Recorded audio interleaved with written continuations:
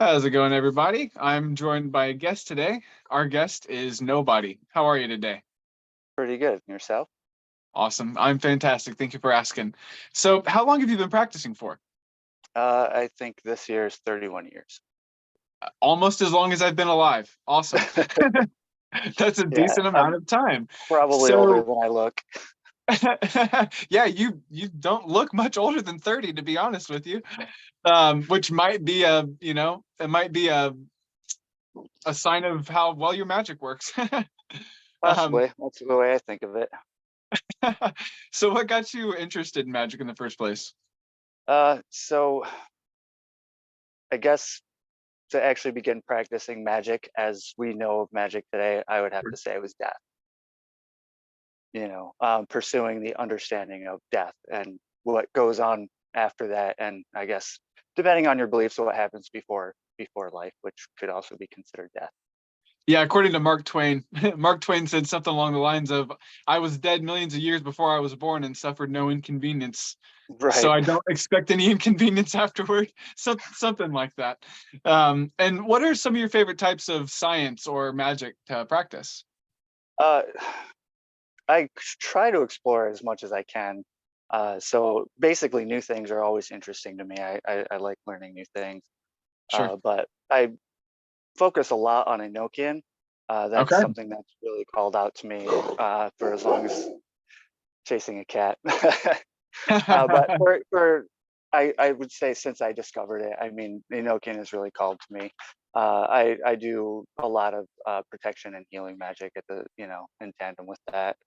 So Okay. to answer one of your future questions, I would say that that's one of my strengths. Awesome, awesome. That honestly, that is what I do mostly as well, is a lot of healing and protection magic, both for myself and for clients. You're the first guest we've had mention Enochian, though, so I'd love to get into that as deeply as you would be interested. I'm game. Okay, we don't have to go all the way back to John Dee and Edward Kelly unless you want to. If you'd just like to sort of give a um, vague scope of what Enochian means. uh, so I don't think we can avoid going back to Dee and Kelly Okay, because that's perfectly Dee's fine. goal was to find radical truth. Mhm. That was his purpose. He wanted to discover radical truths, and that is basically the heart of all science, is discovering radical truths. Mhm. It's interesting because you go back that far, and metaphysics and physics were very closely related. They Certainly. weren't. It's not laughable like it is today. That, oh, metaphysics, ha ha ha. There's nothing there. They were hand in hand. There you had somebody studying chemical physics, and then you had somebody studying metaphysics. Mhm. And so surprisingly, he was never burned at the stake, but he believed he was speaking with angelic beings. And it's odd that he wasn't questioned for speaking to angelic beings. The things that they found heretical was that some of those spiritual beings considered themselves female, which at the time was considered heresy. And it was considered an impossibility for a spirit. So that's, the patriarchy shows you how strong that was. Um, so along those similar lines, I too was seeking radical truths, but like I said, it kind of called to me. There's something about it that seems to be the root of, or almost alien. Uh, you look at like Greek, Roman, all those mythologies and everything; they're very human. Mhm. All of our languages, they're human. The Mhm. angelic language, if it can be so called, but the Enochian language is non-human, and it is unpronounceable. Like, it is not meant to be spoken with the human tongue. Although some And people would try.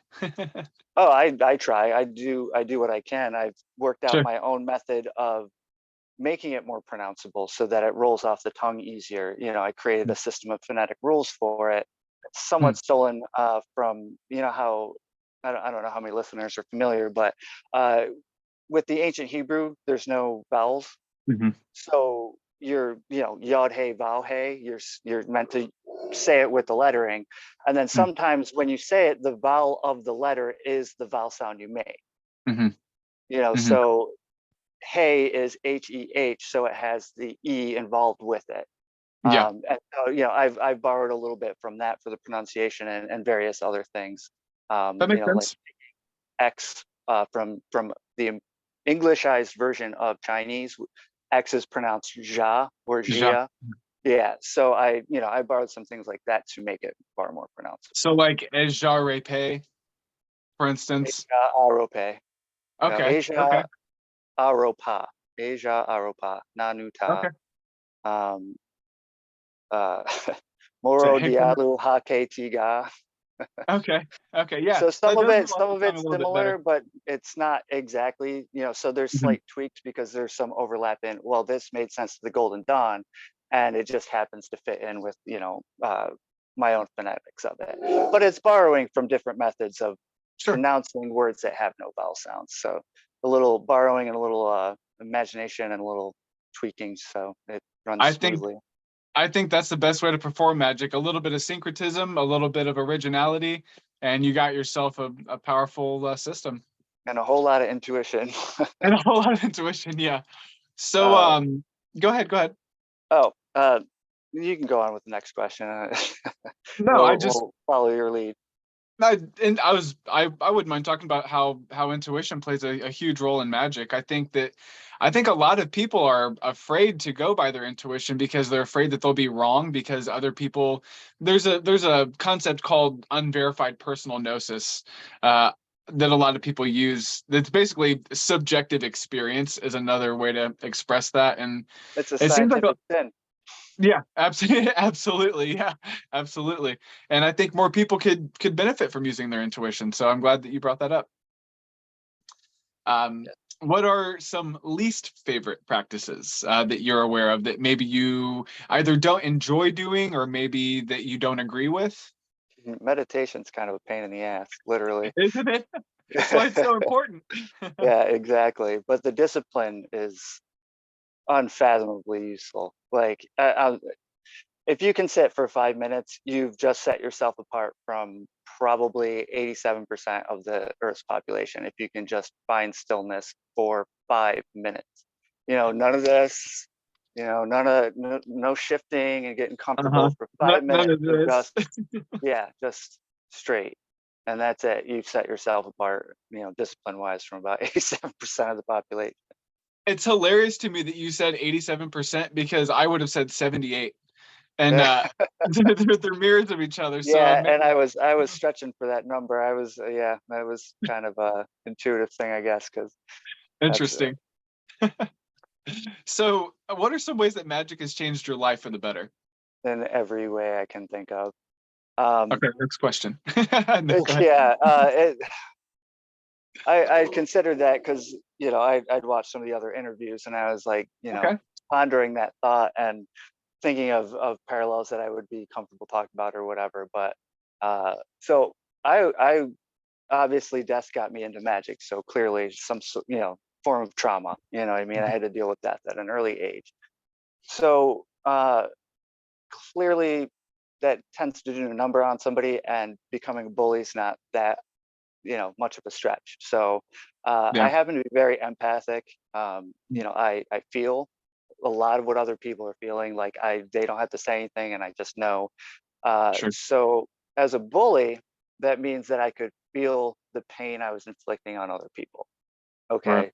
Okay. So and again, it was a dark time, and you know, well, we'll get to that. But so I was taking pleasure in feeling the pain I was inflicting on others. Why? Because that Sure. Of made me feel better. You know, course. the misery loves company, and so we push it out. Within 3 years of practicing magic, I had completely, you know, and I'm talking between the ages of 13 and 16, just completely changed my entire outlook on everything. Um, yeah, That's and amazing. it's, hold on a second. Yeah, she has a long-standing feud with the cats. So she hears them eating and whatnot, and she's going after them. So, I see. but suffice to say, yeah, no, and now I consider myself an anti-bully, Mhm. and some of that is penance, I guess you could say. But you know, if I only seek to injure other bullies, You know what I'm saying? I'm at work and one of my coworkers is just trying to be a bully. I am a wall for every other employee to that bully. You know what I mean? So Absolutely. that's a pretty dramatic change. And considering that, oh well, everybody grows up and changes. Well, that's not necessarily true, because the Yeah, bullies I'm dealing with at work were bullies when they were my age too. You know, so exactly. it's an understanding, and yeah. So there's Well, that. I'm glad to hear that the pendulum swung the other way. Yeah, I'm sure a lot of people probably. So, what are some techniques that you use magically to deal with bullies, if you wouldn't mind discussing that? I've learned that aside from like face-to-face magic, which people don't really think about, like Uh-huh. literally, I make myself a wall to them, and unless they're willing to physically hurt me, there's Mhm. nothing they can do. You Sure, know, unless they want to take that tussle. There's diffusing. I mean, if somebody comes at you with fire, you can react with water. You know sure. what I'm saying? Mhm. It's making what we learn as magical theory into practical effect and actuality, which is basically manipulation. Yeah, Yeah, I mean, I mean, yeah. One could argue that everything is manipulation. yeah, So as long as you're yeah, doing it for the better, exactly, then yeah. exactly. I Uh, mean, go ahead. Go ahead. I was gonna say, I mean, sometimes you can fight fire with fire. Sometimes that doesn't work. Sometimes you can fight it with air. You throw air into fire, it can explode, or it can blow it out. Yeah. You know, Yeah. so if it's frightening, then it can blow it out. You know, so there's a lot of that, and I've considered doing more awful things. I I'm kind of psychological, so I do, if necessary, I'll invoke the negative aspects of the tree of life. And we'll talk about that later as far as Sure. negative Klepoth and all that stuff. But I'll use negative aspects to, you know, perhaps cause nightmares. You know, Wonderful. something, turn it more towards something that may make them question themselves and change their methods of behavior. Hmm. You know, reformation style things, things that make them experience what they had experienced. But most of the time, I don't do much because bullies tend to self-destruct sooner or later anyway. Don't they? Yeah, you burn your bridges and then you're all alone and you have no Hmm. support. Yeah. Yeah, that's a hard place to be, and it tends to turn people around when they get there. I Yeah. like that approach. It also saves you some energy too, from Yes. sitting Yeah. there and just, going And ham on somebody. karma, and you know, yeah, And it's yeah. just and involvement. I mean, you get pulled into stuff like that, and sometimes it's really hard to get out of it, get away from it, and it's like a car crash. Like you can get real close to a car crash and try to stop it, and you're just going to get hit by the car. Or you can sit back and maybe hopefully guide them into a tree instead of into another car. Yeah. Yeah. Absolutely. I like that approach. What are some of your biggest influences? We've already discussed your inspiration. Your inspiration is, protecting the innocent and understanding, the truth of things. What are some influences, if you see those as a different thing? Well, definitely. I thought about that too, and Raceland Magyar comes to mind. I don't know if you've read anything. It's a fantasy fiction book. He Okay. was a wizard in a D&D style Cool. story. Margaret Weiss and Tracy Hickman, uh, the Dragonlance saga, if I recall. And he was an interesting character. He started off neutral and ended up becoming a black mage, and then challenging the gods and winning. And it's like that's always kind of an interesting underdog inspiration. Yeah. Um, so I can't say I hadn't considered ascending the ladder and picking a fight at some point in my life, but everybody at sooner or later, everybody comes to curse God or the gods. It's just a natural part of human Yeah. education. I think so too. It's just a part of evolution, working around the wheel, maybe. Yeah, and then of course, Donald Michael Craig was probably the first good book on magic that I got. Before that was the Necronomicon, which is debatable. I'm sure That's a little bit I more. believe. Yeah. Go ahead. What were you I gonna was say? just gonna say that takes a little bit more doing, the Necronomicon. I've worked with it a little bit, and you really have to make it your own, and you really have to use your Yeah, intuition. Whereas modern magic is like step one, step two. And a lot of people I find don't like that, but Uh-huh. in the early stages, I think it's valuable. Mm, And like I was going to say, the Necronomicon is debatable. I do truly believe you can make it a valid system. Like I think so I too. believe you can make it work. It has all the trappings of it. The Ladder of Lights, which is basically the Tree of Life. You know, Sure. the deities that are mentioned, at least in the version I had, Marduk and Tiamat and all that, they're real deities. They Yep. were, you know. So, but comparatively speaking, you're talking grimoire to an education to a class system. Sure. But that really helped.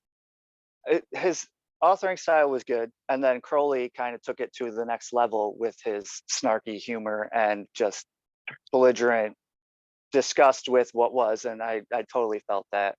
That resonated with you pretty deeply, huh? Yeah, but there's just so many things Sure. that I discovered on my own, or that I was considering, that were clearly true, and Crowley often put it into words better than I could, and that always gave me a lot of respect for him. Um, and then other aside from that, I would say it's cultural influences, Japanese culture, Native American culture, um, you know, Awesome. Those are all very, very spiritual cultures that have a long lineage, a long history of tradition. especially Shinto in Japanese system. Oh yeah. And does Shinto work with the kami, or am I mistaken? Yes, yes. Okay. Okay. And that's very much where my paradigm sits. I recommend people watch Mushishi.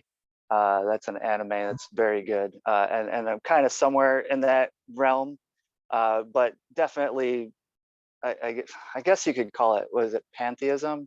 Huh. You know, everything Yeah. is conscious. You know, Hmm. and so that's kind of where the madness part comes from. uh, uh, a lot of things that I say to the average person can seem absolutely crazy. So I try to give them that out. That's not your fault. That's whoever wrote this program's fault. Yeah, that's true. We're just doing the best we can to try to explain this language that we're living in. I like that you mentioned like fantasy and like anime and stuff. I'm not super like knowledgeable about anime, but one of the animes that I have seen is one called Bleach, and Yeah, it's almost an initiatory system in itself. Like I yeah. found myself watching that show and just getting chills the whole time because of how parallel it was to the esoteric as I know it. So yeah, Uh, and I love fantasy. So there's definitely if you follow a train of thought, it mhm, turns into fiction.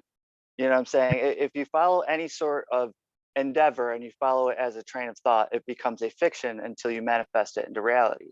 So in the 1930s, they were fictionalizing rockets. And then in the mhm, 1960s, we were launching rockets. mhm. So was that fantasy or was that pre-reality? You know, um, so we see parallels. And if we want to follow an idea to the extreme, we create a fiction to see what that is. It's a divination. It's a method Sure. of not only divining but delving into all the ramifications of an idea that we have. Mhm. Things like Black Mirror, which I know is fairly popular today, most people recognize it. That's an exercise in this. If we do this, the show Black Mirror is showing us the end result of that thing that we did. It's That makes got some sense. biases. You know, there's always biases, but it gives you inspiration to look at other avenues of how that could work out. Yeah, I like that. It's almost like scrying, in a sense. It's Yes. getting a precognition of reality to some And degree. authors like Tolkien felt like they were channeling when they wrote, you know, and there's a lot of musicians. Radiohead's one of my favorites. Mhm. There's a song, I'm blanking on the name of it. It I don't do a lot of names on songs because I just listen to the music, but I do uh, too. it, it's on the Bends. I think it's the last song on the Bends album, and it's dark. And they said, I think it's Tom York said that Mhm. they channeled it. He said it. We had no control over this song. He's like, this is probably the darkest song that we had written, at least up until that point. And it's paraphrasing. And he's like, because usually they put a light at the end of the tunnel, is what he said. But Sure. That was the last this song. song didn't come from them, it came through them, is how he described it. And I'm sure a lot of artists feel that way. I certainly do. I like to fancy myself a musician. I actually channeled an entire album during quarantine, because I was kind of stressed out about being stuck inside, and I'm such a lover of nature, and I consider myself to be relatively empathic as well, and I could just feel like the dark night of the soul of our culture just weighing on me. So I'm like, I got to give these people somewhere to go. So like I looked at this image by a painter named Gustave Doré, and this one image just ignited this story in my mind, and I started hearing music as I was basically projecting into these sceneries. I was hearing music, and so I captured that music through various instruments, and then ended up releasing an album um, that I guess a lot of people really enjoy. So I'll I'm have to check definitely that out. promoting. I'll send it to you. It's no masterpiece, but it definitely Right, does right, the but trick. still, no. Uh, I've worked with musicians a bit, and I'll tell you what, there's technical, and then there's people who feel the music.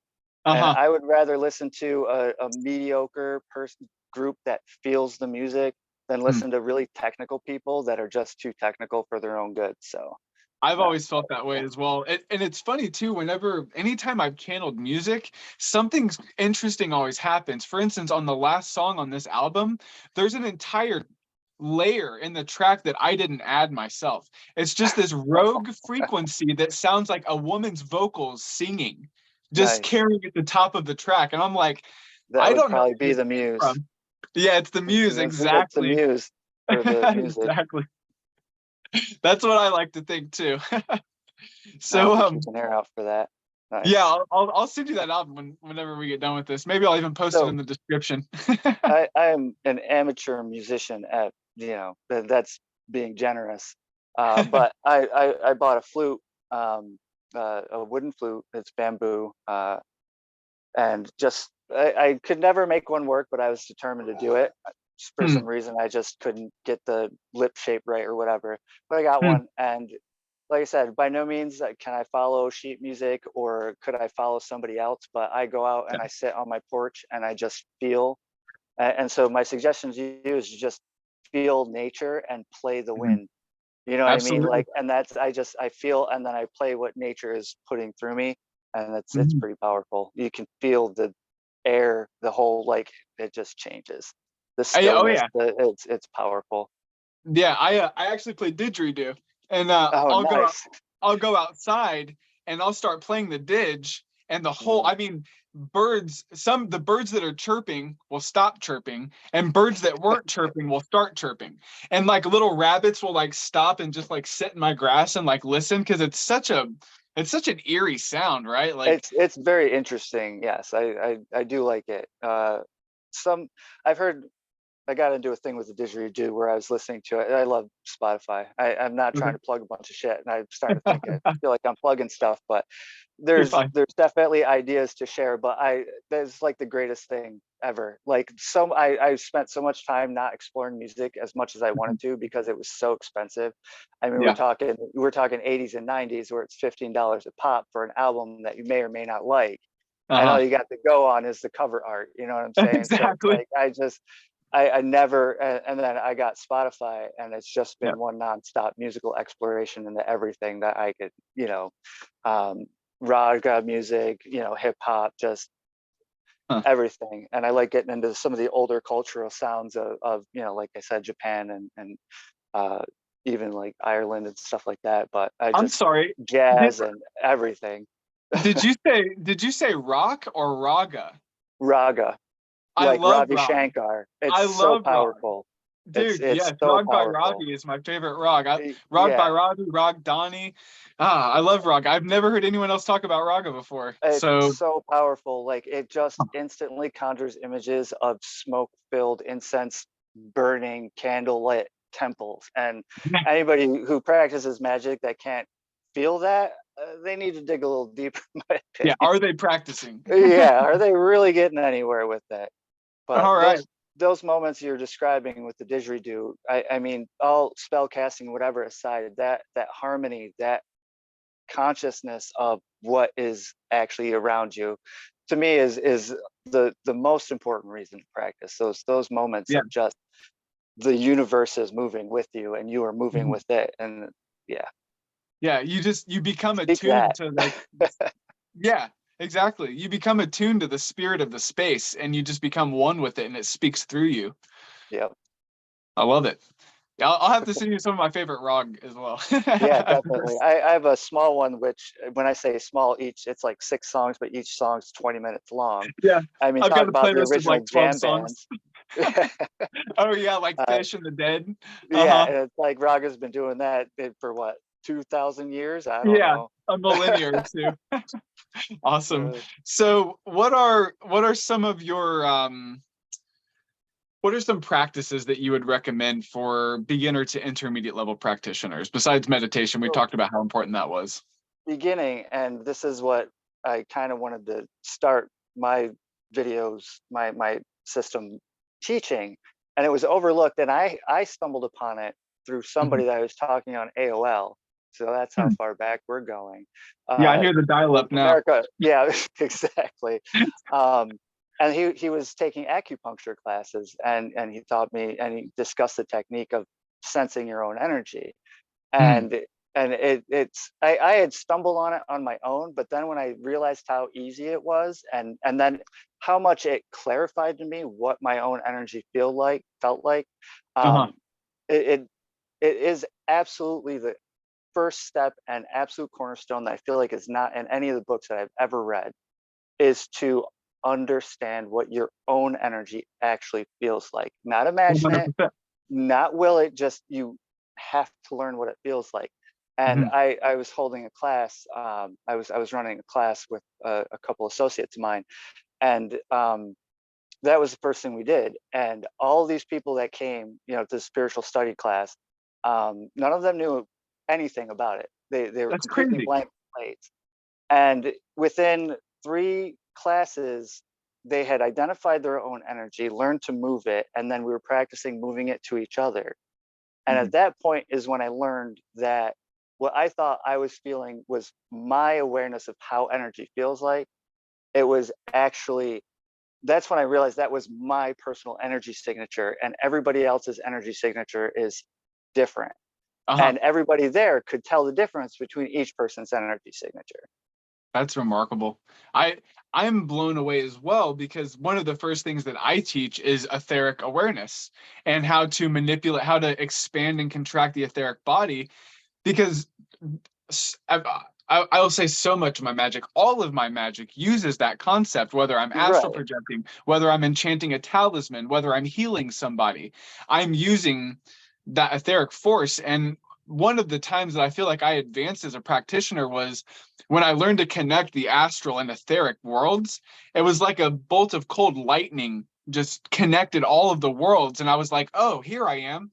Like, and everything just made more sense magically, like Right. especially enchanting things like talismans, like actually sending your energy into a Yes. talisman and Feeling it completely reach change. out past yourself. Yes, exactly. And that's the beginning of astral projection for me, was learning how to actually condense my vapor outside of myself and maintain awareness of it. Once I learned how to do that, I tried astral projecting for like 4 years. And once I figured that out, within a couple days, I was able to actually make it out of my body. Okay, so you're talking full out of body experience. Full, yeah, full on, Okay, like, full mhm. OBE. You've left your body, because I've noticed that there's a lot of debate about the definition. There's a lot of misunderstandings and debate about astral projection. So I like to establish Sure. terms. I like to establish what we're referencing, and that's another recommendation for beginners. We'll go back to that, but the recommendation for beginners is learn what the writer's definitions are. Do not fit what the writing or the tradition is to your definitions. You expand you get into their shoes. And this goes back to the projection too, because you want to project yourself into their place. People read the Bible, but they read it in a modern context. They're never going to get it. It doesn't make any sense, because you have to go back to that time period to fully understand what it's saying. um, Absolutely. you know, and that's pretty, Kabbalah. my three favorite words: wisdom, understanding, and knowledge. Very specifically, Yeah. Oh, what's that? I was gonna say Keter Hokmah Bana, but it's actually Hokmah Bana and Da'at. Yeah. So go ahead. Mhm. Um, People confuse knowledge and understanding. And Mhm. in English language, they're very synonymous and interchangeable. Mhm.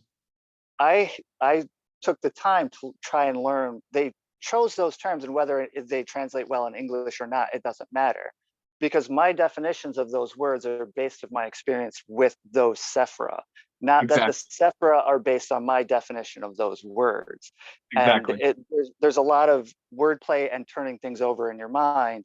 And so the advice is, you have your definitions, but you have to understand not everybody does.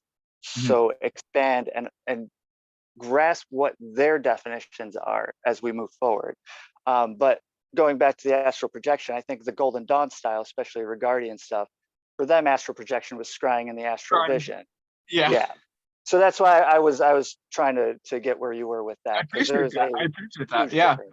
I think most people, I think, I think most people these days are considering astral projection out of body experience, but that could just be my lens of my circle.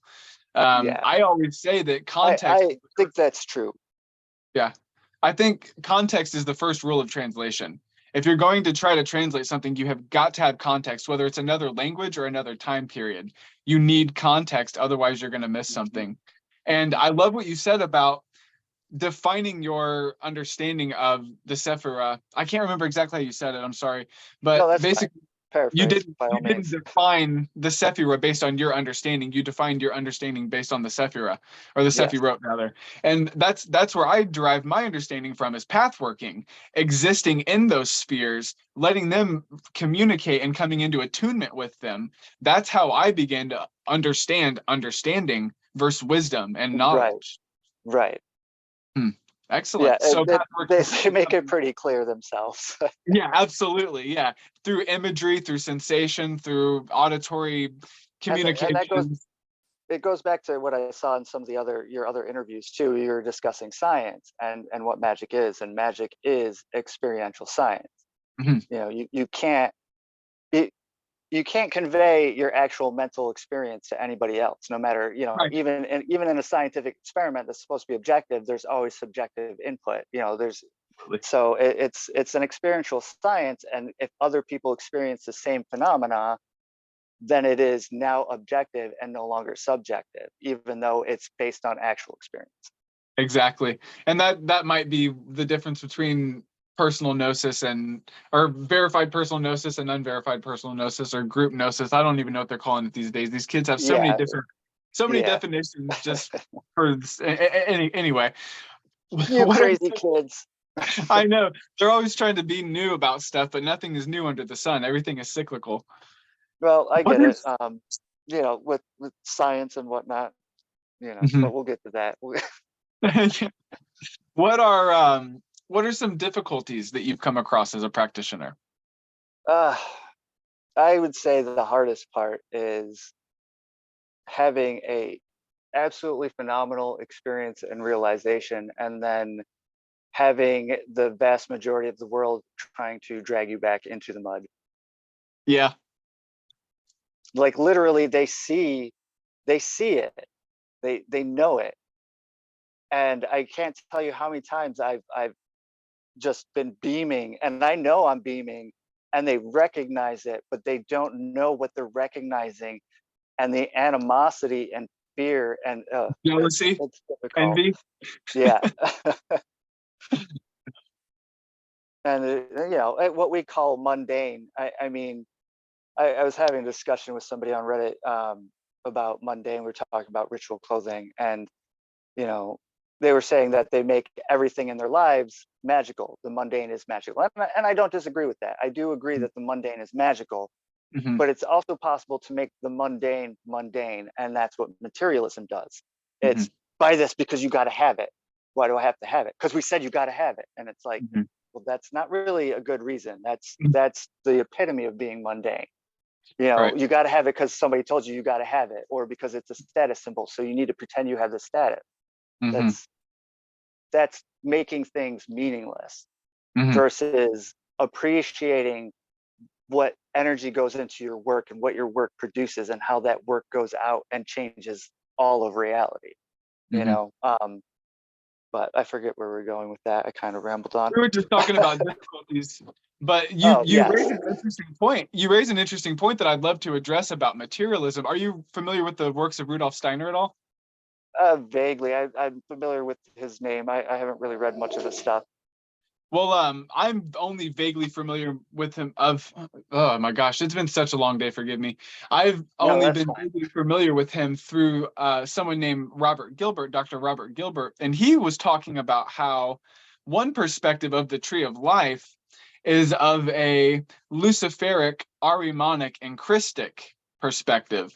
And he was saying that according to Steiner, the Ahrimanic beings are on the left side of the tree, and they're there to convince you that the material world is all there is, and it's all that matters. And the right side of the tree is the Luciferic side, and they're the ones who are trying to convince you none of this is real. Just escape this physical trap and this maze and get back to the real world, which is spirit. And then there's the middle pillar, which is obviously neither are real, so both are real enough. So it's interesting they're talking about materialism. All right, that might have done. So my partner just left and grabbed my phone into the Bluetooth. So that's okay. So it's been one of those days today. I'm just gonna move on because life gives me adversity and I make lemonade. So what I was basically saying was that it's it was interesting how that I brought up materialism, and that was about the last I heard after Steiner. Basically the long and short of it was that there are entities that try to convince us that material world is all there is, and there's entities that try to convince us that that the spiritual world is all there is. We'll move on from that. So having a religious experience or a spiritual experience and then people not being able to understand it, not being able to share it, is something that can be very difficult. Yeah, well, and it's just the being dragged down from knowing how much meaning there is to trivial conversation, which and again, don't get me wrong, it serves a purpose, it's interaction, it's social, it's energy exchange, but it's just, the outside world, the uninitiated, I guess you could call them, we go asleep and awake too, either way, but so the uninitiated with, I like unconscious because a lot of them are just on autopilot or unaware. And the mainstream modern psychology is trying to present the fact that we are unconscious beings and everything we do is unconscious, and that the conscious mind is a useless construct that merely tells a story after the fact. So it's basically saying that we're robots that just react to stimuli and that's it, and then the conscious mind makes up a story afterwards. That's the mainstream modern psychology model. And I've seen esoteric people take it and try to run with it. I'm like, no, wrong way.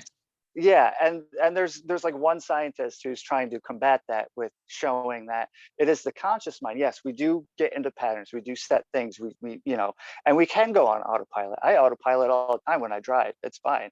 But when I suddenly need to brake, conscious mind kicks in and changes the autopilot. It's the conscious mind that shifts and retrains with that intention. But I don't know. I guess that's besides the point. But so we're talking about the uninitiated, but they try to uninitiate you. Yeah. They try to bring you back down, and it's smothering, and they don't know that they do it. And I think it's partially a program. And I'll try not to get into too much COVID conspiracy theory here, but bring it on. From a psychological experiment standpoint, it was pretty profound in the fact that you had people who didn't want to wear a mask, and then the people who did aggressing them. And you see this, and it's just it's just a current example that's fresh in everybody's mind. But you go back and you look at history, and you see that it's not hard to get the inmates to guard themselves, to imprison themselves, and I feel like that's what's happening sometimes, is that, again, you go back to when I was a bully, I was sharing my pain. I was taking other people down. So I understand where this is coming from, but it does make it difficult when it's taught that this is all incorrect, this is all evil, this is all nonsense. And then you have an experience and you want to share that, and like you said, you can't. But I mean, don't get me wrong, let's go into the silence question. I believe silence in magic is as valuable as silence is in everyday life. I've almost sort of joined magical organizations that require initiations and oaths of secrecy. I've intentionally chosen not to avoid any oaths of secrecy or silence. So that, and it's harder. It's a lot harder, I'll tell you that. I'm sure there's a ton of shortcuts that I could have learned by joining magical organizations. It's like going to school to be a doctor versus learning to be a doctor at home, credentials aside. There's always a teacher, no matter how poor, that's going to have some shortcut in there for you. Absolutely. So I make no real attempt to hide to, like, say, my coworkers, and I'm always kind of slipping stuff in there to make them think about things. I've been known to make a lot of people's heads hurt. So, but as far as silence is concerned, sometimes it's necessary in order to get things done. Sure. So if you're in the middle of a work, yeah, you probably shouldn't talk about it. Why? Because just like a military operation, if people know what you're doing, then they can counterstrike, they can diffuse, they can input, they can affect that. If you're researching a top secret like cell phone technology or something, and you want to be the first to get it to the market, you don't tell people until it gets to the market. So that's secrecy. You do it to preserve security for a short period of time. If we look at the American government, they'll do a top secret thing and then they'll keep it top secret. That's where we're getting with, occult secrecy. Why do they keep it secret? Because they're not proud, and it would be contradictory to the American way should they reveal what happened. So they keep it secret for as long as possible. So then we relay this over to secret organizations. So you're telling me I don't know what you're really up to until I get to a certain point, and then there's no going back. So now you're implicit. It's kind of like that with the occult too. Well, that's what I'm saying. If you join, yeah, if you join an occult organization, you're going through the steps, and you don't know. I believe both the Golden Dawn and the OTO say that once you're initiated, you have a karmic link to that organization. Now, at first, that seemed like a big deal to me, but as you think about it, anytime you talk to people, you have a connection, there's a karmic link. So that's fine. But here you have a karmic link that you really have no idea what their end all be all goals are. And I'm sure it's not nefarious. I'm not trying to imply that they are nefarious or anything like that. I'm just saying that, there should be informed consent. You know what I'm saying? If you're getting into something, you should have some information about it. There's always going to be information. Look at physics. You get into physics, there's a whole series of initiations going on with that. Oh, sure. And in the beginning, there's stuff that you have no idea. You're going to see formula, you don't know what that is. There's no comprehension. Before you can get into physics, you have to be initiated into language so that you can be initiated into mathematics, right? So there's that whole process that's going on. Exactly. Yep. And then, but at least it's all up front what you're doing. And what the information is there for you to figure out for yourself instead of fed to you piecemeal. And I feel like Crowley did not break his oaths, and I don't really like talking about Crowley too much because there's just so much stuff. So I don't. But in looking at, he released a lot of information, and a lot of people say that there's blinds and stuff in it. And honestly, I don't really think there is. I think it's just. He threw it out there because if you don't understand it, you don't understand it. And if you can understand it, then you've been initiated in not understanding it by life. And so he didn't ever break his oaths, and that's how it is. If you tell people something and they don't get it, they don't get it. And if they do get it, they're ready to get it. The only other reason to be quiet is to protect yourself from, Bible thumpers and witch burners. But anyways. That witch burners is a good one. Especially if you live somewhere like I do, where I'm out in the middle of cornfields and there's a bunch of like Baptists and who, by the way, don't even realize they're doing magic, but they're sitting there talking in tongues and igniting the Pentecostal flame and holding snakes and shit. Like, you guys know you're doing magic, right? Okay, just checking. So And just to healings. take, do what? And they're doing healings, and And they're doing. healing. Yeah, I got to give Pentecostals credit. I have some roots in that, but I got to give Pentecostals credit for actually saying that. And in order to be a Pentecostal, you should be able to do the miracles of the apostle. yeah, That's pretty big. When most other churches are like, if it's a miracle, it's the devil, unless you saw me, like it's there's a lot of sketch, but I got to give them credit for actually having true yeah, power. yeah. It's a little crazy, but it's there. No, I grew up around that stuff. So that's one reason I respect it, and one reason that I bring it up in interviews, because it's such a powerful facet of Christianity. Like, it's Yeah, almost and its own it's thing. considered cult-like. It really is. It seems very cult-like. I'm gonna take a couple step backs just because you brought up so many good points. First, I'd like to address how you talked about there's almost a construct in the human psyche that wants to uninitiate people. And it's like this comfort mechanism that's like, don't bring me out of my comfort zone. But that's exactly what I try to do, because there's always growth right at the edge of that comfort zone. And yeah, that's one reason why. Well, that's one reason why I work with some of the forces that I do. I'll say that. Another point that you were talking about was silence and some of the some of the um, negative aspects of talking about what you're doing.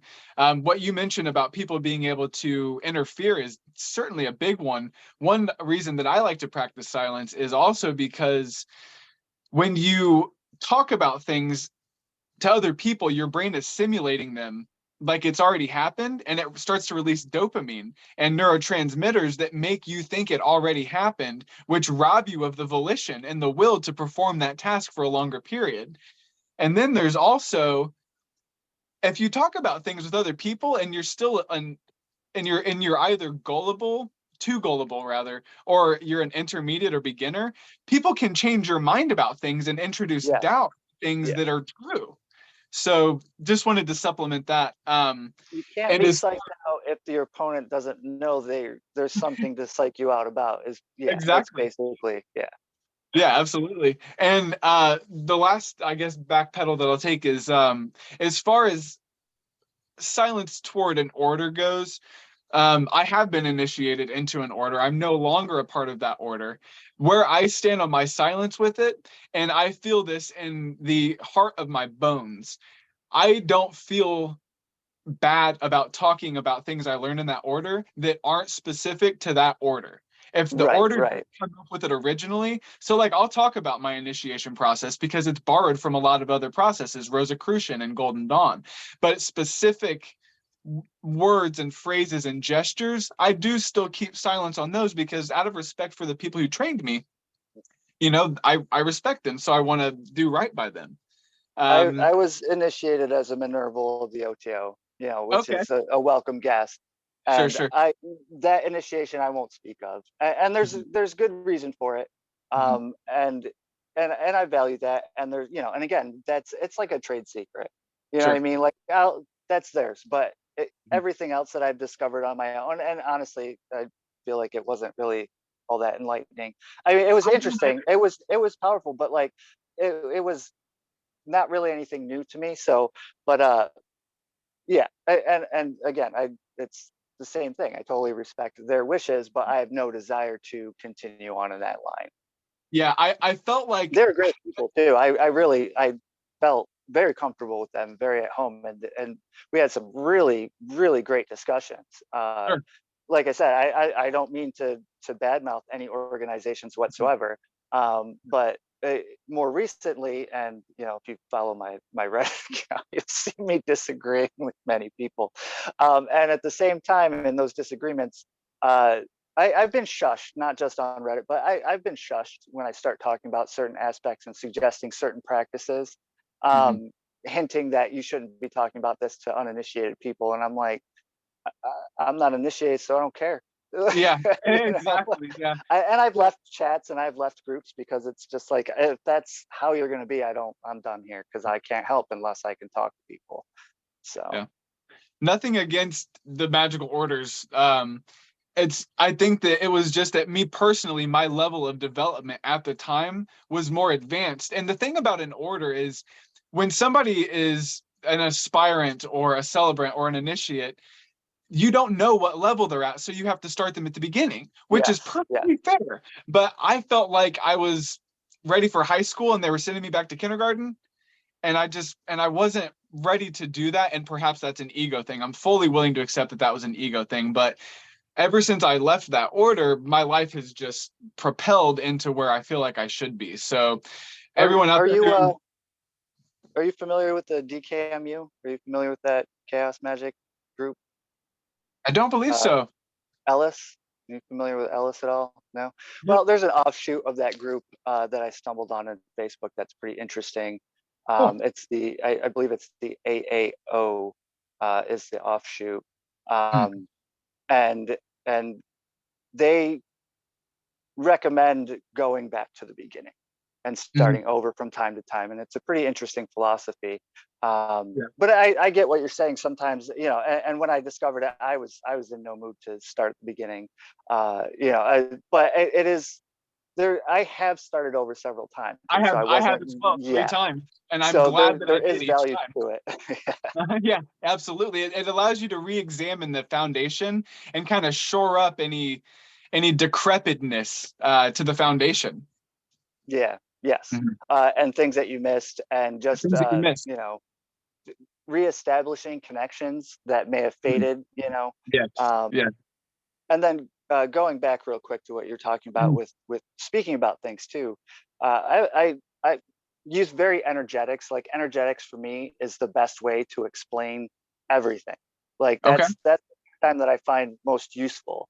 And it's very similar. It's kind of borrowing from physics, but it's bringing physics into metaphysics, in the sense that when you speak, when you're frustrated, right, we vent. And venting is an air quality. That's Mhm. like, that's what you do with air gets vented, that's venting. Mhm. But we are actually distributing when we vent to people about something that happened to us. That energy is being dispersed, and Yep. sometimes it's being grounded, and sometimes it's being magnified by the people that we're talking to. But there is Mhm. a very real energy exchange that everybody's aware of, but they're not cognizant of it. They don't understand what's going on. So not only is it the dopamine process, and like you said, the action of it, but you are actually venting some of that energy and redirecting that energy into Mhm. other people. Sometimes that can be helpful, Yeah, it but can sometimes. sometimes that can be a burden, because you're bringing other people into your action, Mhm. Mhm. but sometimes those Indeed. people aren't great for it. Yeah, just like a science experiment, you don't want people who don't know about the experiment adding or taking chemicals out of the equation, because Right, then you're going to end up with a exactly. different end product. Yes. Hmm. I feel like there was something else that you had mentioned that, re-examining. So this is another reason why me exploring the Sephiroth and the Qliphoth or Qliphoth over and over is such a thing. I'm currently going through my third, I guess I'll call it an attunement, because I don't really see it as an initiation, but I'm going through my third attunement of the Qliphoth right now. Because every single time I go through it, there's something that I missed or something that is different because of what I've gone through. Like they say, you can't step in the same river twice, or you can never go home again. It's kind of like that. Like as soon as you get into Thalmael, you go back into Nehemeth, or whatever you want to call it in your tradition, Lilith, or there's several names for them. But basically, there's such this cyclical nature. It's almost like you're chasing after something, A and you, dragon. yeah, exactly, yeah, and you It's just get a little chasing the bit close. dragon. I Yeah, use one that a more lot scale because each people time. chase a dragon all the time and they don't realize that they're actually chasing the dragon. Exactly. I guess drug addicts or druggies, non-druggies would recognize that, but Yeah. whatever. So I love how much we're covering. Would you So like real quick to? on the Qliphoth. Yeah. So me personally, and in my examinations, because honestly, and until recently, Probably within the last 8 years or so. There really wasn't a lot about the Qliphoth out there. And I feel like it was kind of a Jewish Kabbalah kind of like add-on. Mhm. Lilith too. Like there's Lilith was an invention that was outside of the Torah, and that was inserted to explain why there's two creation stories. So, because in Genesis, there's two creation stories, it goes through it twice. And so, in order to explain why this perfect book that can't be changed and cannot be wrong had it in there twice, they created Lilith to explain the first woman, and then the second woman was Eve. So I take issue with that because Sure. like there's you did it because there's two different versions of the story. You just put them in the same thing. They're not contradictory or anything. Yeah. And I feel like that's kind of what happened with Qliphoth, where you have too many people asking, why does evil exist? So now you have this dilemma of explaining how the God of love and goodness allowed evil to exist. And so Well, this leads to a mistake that God made in the first creation. Again, we're going back to two separate creations. You know what I'm saying? So it's almost as if it's an afterthought to try to justify something that they had an oversight for, but can no longer change. Now, the reason why I kind of had difficulty with the Qliphoth, and I'm not saying that the way that you're using it and the way that other people are using it, I'm not saying that it's wrong. For me, I just never understood the necessity. It's kind of like using. Hold on a second. you're okay. You, to me, it's kind of like using reverse cards in the tarot deck, where the tarot deck basically encompasses everything anyway. Why do you need reverse cards? I eventually decided to use them for a different reason altogether, but not because some were ill dignified and some weren't. Some are just bad cards, like failure, like the Seven of Discs. It's failure. Yeah. Do you need it reversed to tell you that it's a different kind of failure? So if you look at the Sephiroth and the original terminology for the shells, the Qliphoth, they're the shells around the Sephiroth. Okay. Yeah, the So husk. Mhm. yes, and so when it's closed off, that Sephira, when it's like, let's take Tiferet for example. Okay, Tiferet, you have your spiritual leaders, but you can also, if it's closed off, still have it having a powerful influence in the opposite direction, and there you have your cult leaders, the people doing it selfishly, but they're both the same thing. They're both charismatic. They're both pulling in. They're both the center of a universe. They're both a solar at the center, but one is positive and one is negative. And it depends on how the flow and the balance of that particular Sephira is. You take Geburah.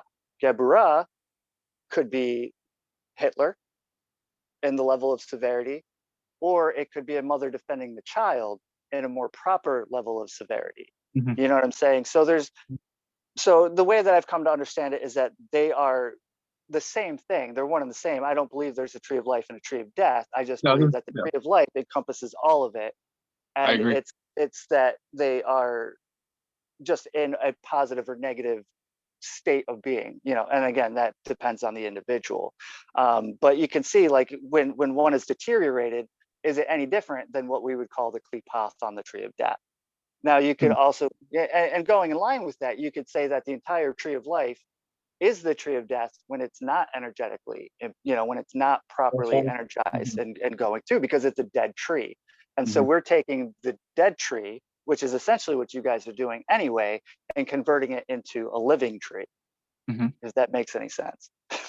Yeah, I approach it from a Jungian perspective. My exploration of the Qliphoth is entirely psychological and Jungian, Right. and I use it like a ladder so I don't slide into the abyss.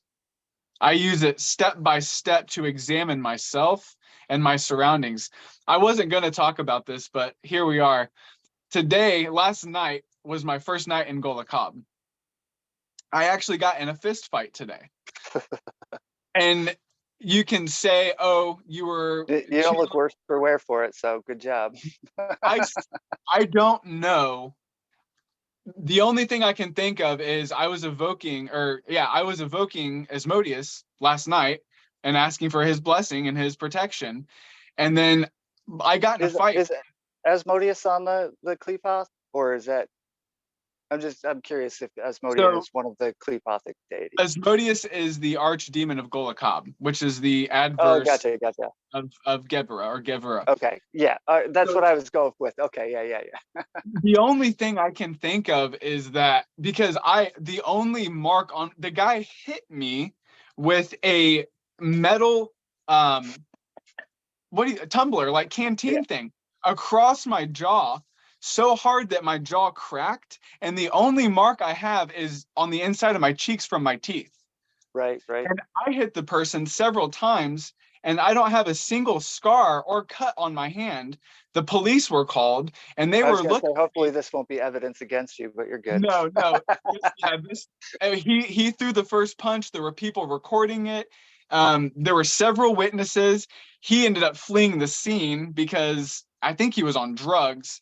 But long story short, I used it as a demarcated process of the shadow to examine the various aspects of myself. And it's just interesting how much relevance, even if you put like, okay, this sphere means this thing, it allows you to push that button and access parts of you systematically, which I think is incredibly beneficial. Now, do you think that's different than the process with the tree, which also lets you hit specific things as you're going up it individually? No, I think it's the same process on different hemispheres of the being. So if I were to push on Gebera, then I might have righteous anger to protect my fellow man the way that you do, as Right, opposed to um, you know, being a tyrant or right. something like that. See, So yeah. I was going to say the way that I've understood it is when it is out of balance and it's tipped too far towards severity, Mhm. then you are a tyrant. If you're Yeah, tipped too absolutely. far to mercy, then you are a doormat. And Yeah, so the yeah. key is that middle pillar, and Hmm. even that middle pillar can be out of whack. But Yeah, and and again, yeah. it's just I've listened to people talk about the Clee path Mhm. and the shadow work that people Mhm. have done using it. Mhm. And from my perspective, and again, I'm not demeaning it, or I'm just sharing my perspective on it because it Sure. is a little different than the other guests that you've had. Mhm. And that's I've delved through my shadow going through the tree as well, and that's what led me to believe that it is a single tree, and that tree does encompass both the shadow and the light. I mean, Bina is blood red black, you know what I'm saying? Mhm. So but and again, to give it a specific name allows you to, as you said, push a button, and Mhm. those names are the names that you associate with those Mhm. aspects of it. So, Mhm. but I just wanted to throw that's my perspective on that. I That Yeah. I don't see the need for good and evil to be debated or separated in such a way, Mhm. because every Mhm. aspect can potentially tip one way or the other, and that's Yeah. where my viewpoint is on that. Um, for whatever it's worth, to anybody who I watches. I appreciate the varying perspective. That's the main reason that I'm doing this, is to try to find a sort of meta truth between all magicians, but Right, also right. like the liminary boundaries of what it means to do all this stuff. I appreciate your varying perspective. The only thing that I would say is the reason that I choose to differentiate between the Etz Chodesh, the light side, or the Sitra Achra, the dark Mhm. side, is because for me, maybe it's because I'm fractured and I see it this way, but for me, it allows me to access my vices and my virtues. And that might be, I struggled a lot with figuring things out because I had a lot of mental illness growing up, as I'm sure many magicians do. But it allows me to, I don't know how to explain it other than I can access my vices and my virtues differently without them I don't want to say contaminating each other, You but see what I'm saying? It gets difficult. It's it very does. tricky Semantics is a because bitch. you get we're so trained to separate, Mhm. and then when it comes to where those lines blur and they intermingle, it definitely gets tricky. And so, but that might be the best explanation there, is to make a cleaner discernment, and then we're getting into Tiferet and like the the swords of the tarot card, where it's dissecting. The air element also is the surgeon. It dissects and cuts away. And so you're dissecting it. So you're taking, what I would say is the tree of life, and you're taking a sephira and you're splitting it in half to look at the two sides, or you're removing, as I would term it, the shell from around it and examining the shell. And I guess we could say it's more precision work in that regard. We Maybe. could say that. Maybe not. That's why we name things. That's why we isolate and break down and analyze, because we can talk about the 4 elements all day long, but we're not going to find a purely air, earth, or fire element in our No, manifested never. reality. Yeah. But we guess can cut it up to see how they play, and that's kind of, and we'll go, well, just trying to bridge the gap there. That's all. the way that I think about it is like this: existence is like a deck of cards. No matter how many times you cut and shuffle it, the contents remain the same. Right. So, and I guess here's a metaphor I have for why I split the tree up. If you gave somebody a banana and said, "Here, eat this whole thing," they might not like that banana. But if you say, "Okay, here's the husk, here's the peel, and here's the fruit," they can say, "Oh, okay, that's what's going on." So that's sort of how I think about it. That's the section. Yeah, that's the cutting it up. And I mention it for the sake that I believe that anybody that's properly doing the steps to their growth is going to get dredged into the shadow. And the reason why people stop is when they hit that shadow. And that's when they shit themselves and stop. You know what I mean? And there's a misconception, and this goes back to that God is pure love. These concepts of divinity and perfection and all of this.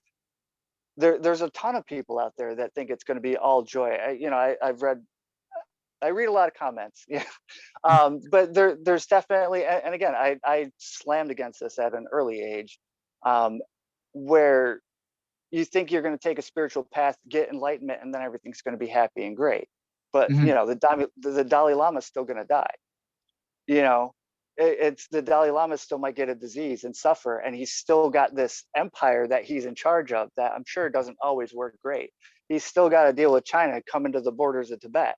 These things exist. He's the most enlightened person in the world, quote unquote, but there's still a lot of turmoil going on around him. So this concept requires us, if we're saying that God is love, then it requires us to redefine that word to understand it in the context of divinity. Yeah, and that's if you even believe in divinity. Yeah, I think it's dangerous to. That was one thing that I actually had notated here that I wanted to step back to was you said that, or correct me if I'm wrong, it seemed like you were saying that a lot of instances we went back to rewrite different texts to try to explain a narrative because, well, if God is love, then whence cometh evil? But I think that if you try to ascribe God to love, like you're too far down on the tree. Like that's almost like putting God at Hesed, which I think is kind of what the Gnostics do, or maybe what Yehovah or Yod-Heh-Vav-Heh might be. That's like the prism, so to speak, maybe. You see the dichotomy because the devil is Geburah. The devil is severity.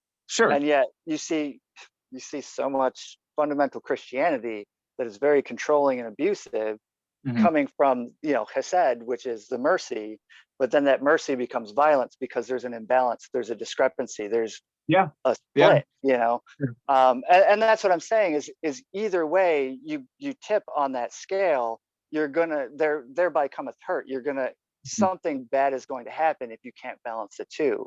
And there go with wisdom. You know what I mean? But you can't have wisdom without understanding. And like I said, I've been through the shadows, like deep into the shadows, and all of which on the process of the tree. So I just want to make sure that people do understand that it is not all unicorns and rainbows, getting into it. No, the work is going through your shadow, because as you said, it's on those edges, it's in those rough edges, and in those traumas that we change and grow, adapt, and evolve. You know, Yeah, and even absolutely. in a scientific perspective, Mhm. evolution comes from survival of the fittest, if we ascribe to that, and you know, spirituality is very reflective of that, or vice Yeah, versa. I said this in the last interview. Jung said that the branches, the what is the branches of the soul can't grow to heaven unless its roots grow to hell. And Right, Dante said that the path to paradise begins in the inferno. right. I can't say it better myself. I mean, you got to go through it, and that's, I think that might be part of the reason that we're here, is to, it's another level of shit to sift through to find gold in, you know, and to try to make the most of consciousness so that it can evolve.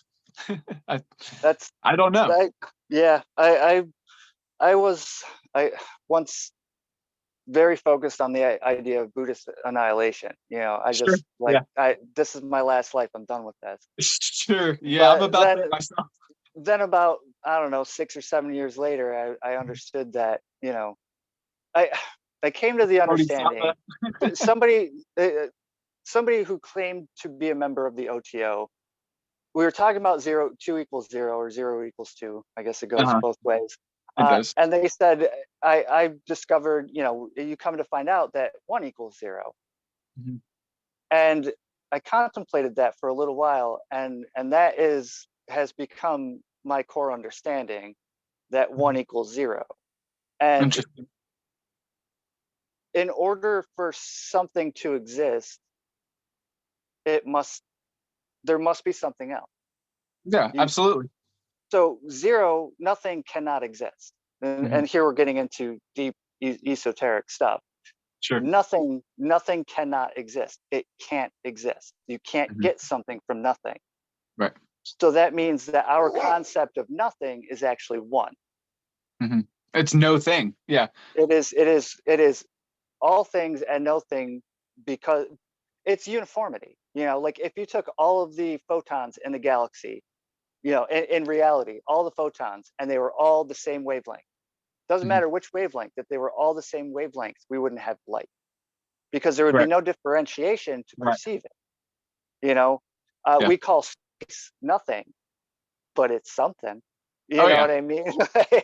Yeah. Yeah. I mean, you can witness that space through sound because it vibrates the particles in the atmosphere. And so, in order for us to have pleasure, pain must exist. In Mhm. fact, our nerves experience both pleasure and pain, the same nerves. Hmm. So, you know, we don't have nerves for pleasure and nerves for pain. Right. It's the If same nerve. I could be wrong, don't get me wrong.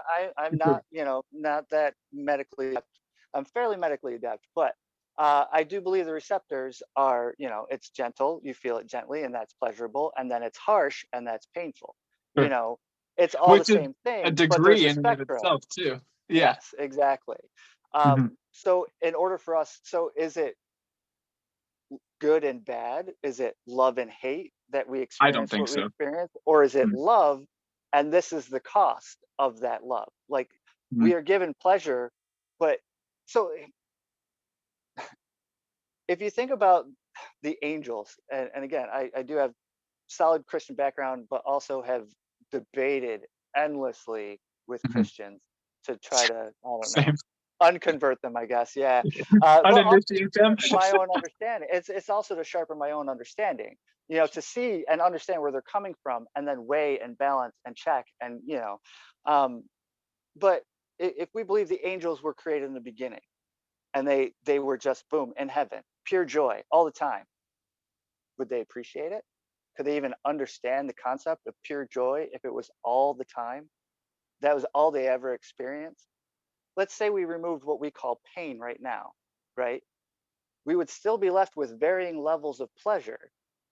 And eventually, those varying levels of pleasure, one would be determined pain because it's less than this, and one would be considered pleasure because it's more than that.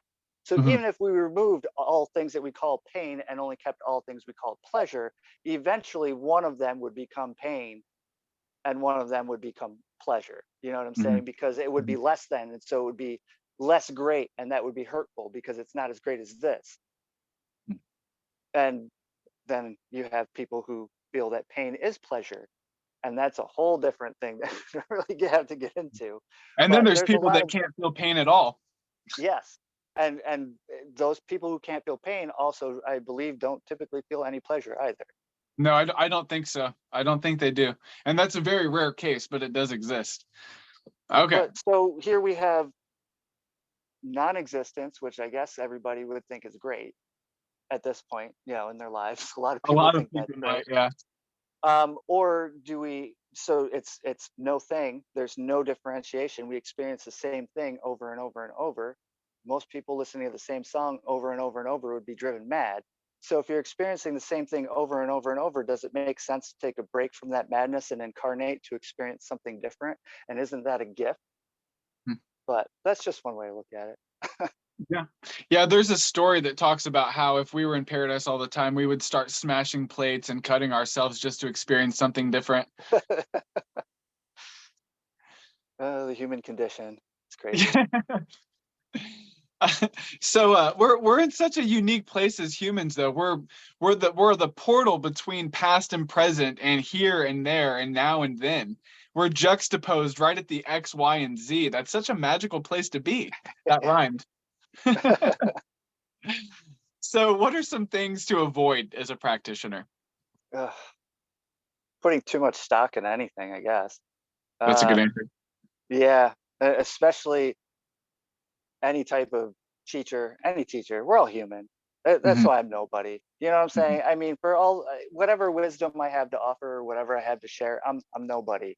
I'm just a dude talking to you that we've had some similar experiences, so we know we're not full of shit, and we're talking about stuff like, hey, I'm nobody.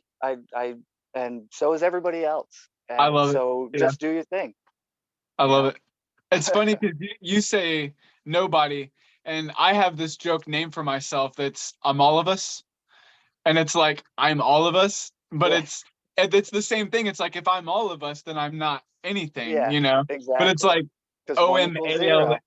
Yeah, yeah, exactly. Yeah, yeah. So that's interesting. Nobody versus all of us. It's the same. It's like yin and yang almost.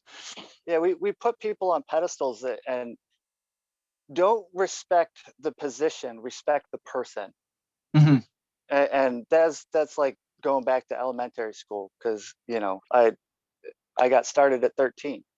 You know what Hmm. I mean? And before, even before that, I was just, it was just always questioning. I mean, I my search really started when I went from one form of Christianity into a Catholic school, and I Hmm. couldn't understand why there was a problem, because we're all Christian, but there was a problem.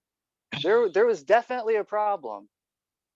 And my thought was, well, if you don't have it right, if you can't even agree, why should I listen to anything you have to say?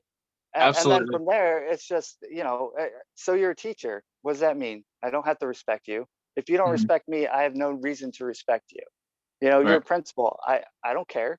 What are you going to do? Kick me out? So I was a difficult student, to be sure. I was as well. My teachers either loved me or hated me because of Mm, how many questions I asked. exactly. And you knew the good teachers by how many questions they answered. Exactly, and how frustrated they got. Yeah. So So what it's, was your favorite subject in school, I wonder? uh, I really like science.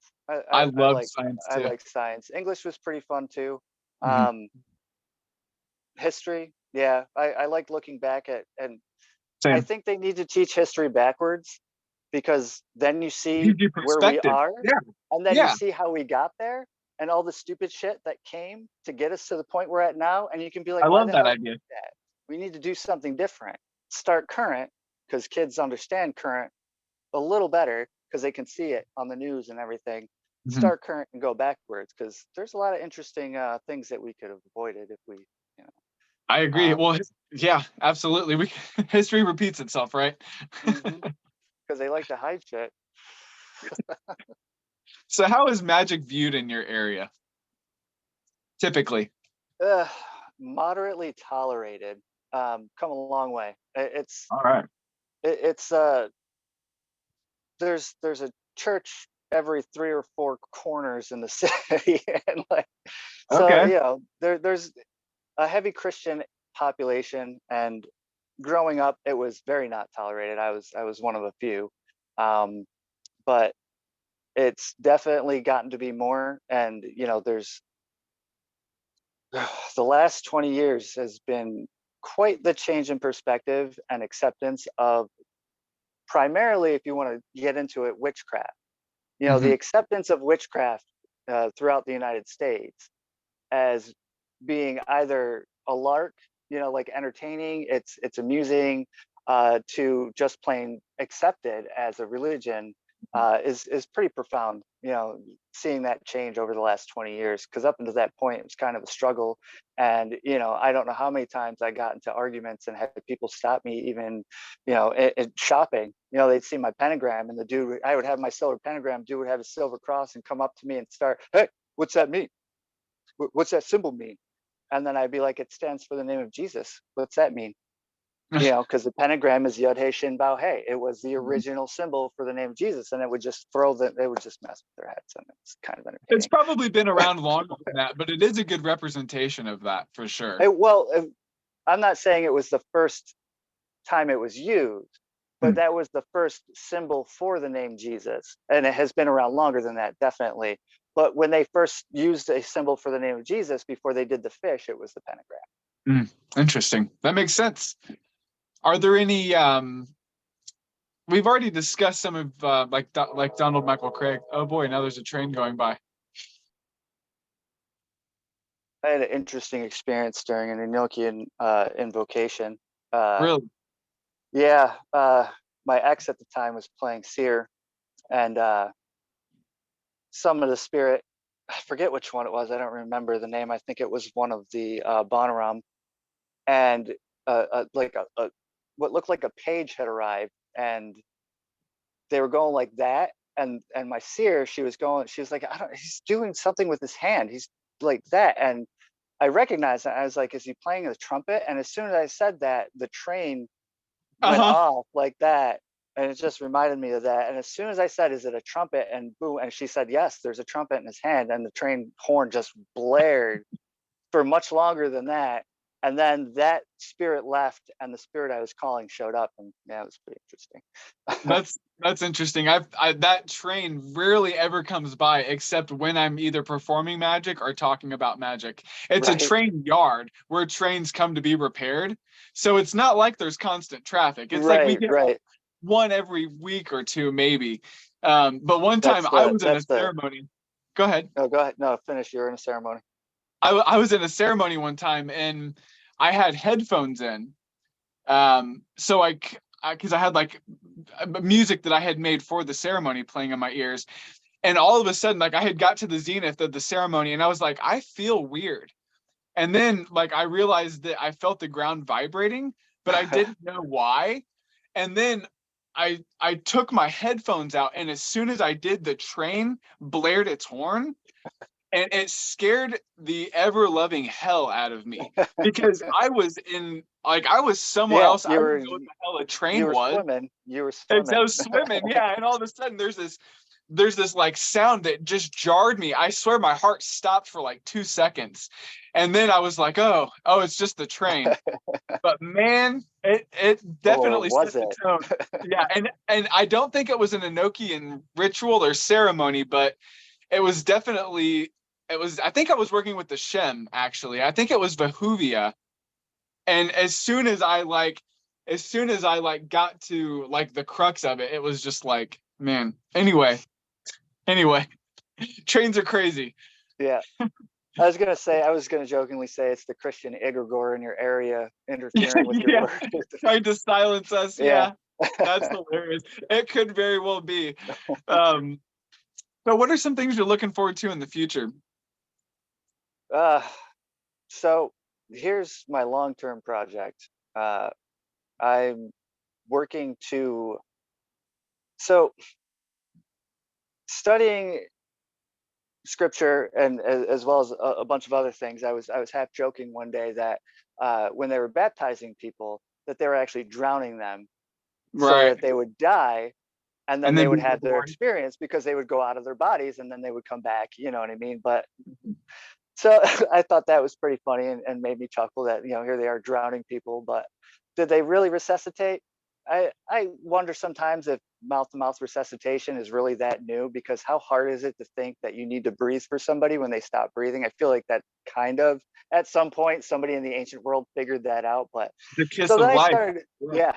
So I started thinking about it, and I was like, what if they were, because the Hebrews, they chanted, they used the vibratory formula. It's not, that shit's not new. No, not at all. So here you are floating in a body of water, people, chest height or whatever, vibrating next to you. What if they were actually, and if John C. Lilly talks about when he was doing ketamine, dolphins swam up and trilled. And when it trilled, it launched him out of his body. And so, here I look at a lot I of can different imagine. perspectives. Yeah. So, so here's these two perspectives of sound, and I've watched people leave their bodies, and it is a white. I've seen the white light, Mhm. and if you look at alchemy and their descriptions of things, I could see that being described as a dove, and being similar to alchemical examples of this green looks like a green lion, or it looks like the peacock's feathers or whatever. So I Mhm. was like, so what if they were vibrating, and that vibration, because it's the energy, got their physical bodies resonating at a spiritual point, and then they were just going out. Mhm. So I want to create a float pod, a float therapy, and use sound therapy to initiate that event. So it'd And be like a sensory deprivation tank yeah, with with sound, vibration, yes. sacred vowels, and things like that. You could even correspond the colors to the vowels, like Uh, have lights. Yeah. And there's certain pods that have light colors, that have Mhm. lights built into them to change the colors for color therapy as well as sound therapy. Already set So up for it. yeah, I love the concept of, I should be careful how I say this. I love the concept of drowning people to, to bring them back to life in the past, of course. yeah, Um, because if you look at some of the alleged ceremonies that some of the older traditions went through, like they would hang people upside down, like for days in the crux yeah. ansata. And like that, if they were doing that, drowning somebody and bringing them back to life isn't too far fetched. No, it's not. And certain native culture, or certain native groups would suspend from hooks for long Right, periods of time. Also, right, exactly. oh, there's something else. Uh, Blanked on it. But yeah, there's definitely. Oh, I was gonna reconcile. So somewhere I heard that angel in ancient Hebrew was actually just a term for stranger. That's all that the term meant. It meant stranger. Hmm, And I haven't been able to verify that, and I haven't really spent much time looking into it. It's not a huge interesting. concern of mine. But then I considered, walking everywhere, and I thought, I bet they saw a lot of angels when you were traveling to a town, ran out of food, and you're walking until you collapsed of complete exhaustion and starvation, and then a stranger shows up, and you look at them in that, ketoacidosis days, where you're semi hallucinating, and like you see this figure and they look like an angel, Well, and your and pupils are probably dilated because of your heart rate from exhaustion, so more light is exactly. entering your brain. And to then use fasting in Right. order to, and it all connects. And then you have modern day anesthesiology.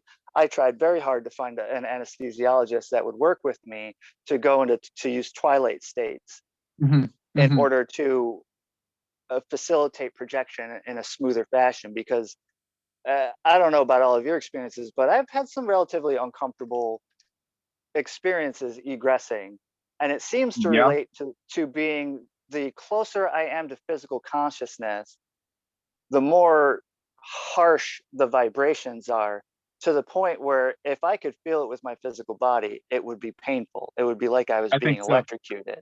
You Yeah, know, very. Yeah, that's yeah, exactly.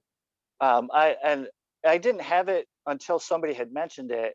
Um, they had to keep going with their story, but they said that they were laying in their bed and it felt like their whole bed was Hmm. shaking, and that the Hmm. whole room was shaking. And then as they went on, I was like, oh, you were feeling the vibrations. That was a vibratory state before you Hmm. projected. And he was a little dumbfounded by it, but ended up borrowing a book of mine on projection. But then not that long afterwards, I had a similar experience with that being very close to consciousness, where it was like, and of course I immediately recognized it. Um, and we could debate, you know, suggestion and planted thoughts, but even before that, the varying levels, like I said, the closer I was to just laying down and getting to that state, the harsher the vibrations were, Mhm. versus if I entered in from a more like, I would have dream images where they would, you know, it's myself, where I would leave myself at, not visibly myself, but all characters in dreams are yourself. So, like one instance, a child led me to a door, and when I opened the Sure. door and walked through it, I was in the vibratory state. And then that Right. is like, that's like pure pleasure state of vibration, versus I lay down and now I feel the Mhm. vibrations, which are more like versus. Mhm. But so using twilight states, it's would be less terrifying for the average person, and also, you know, experiment with substances that aid it and stuff like that.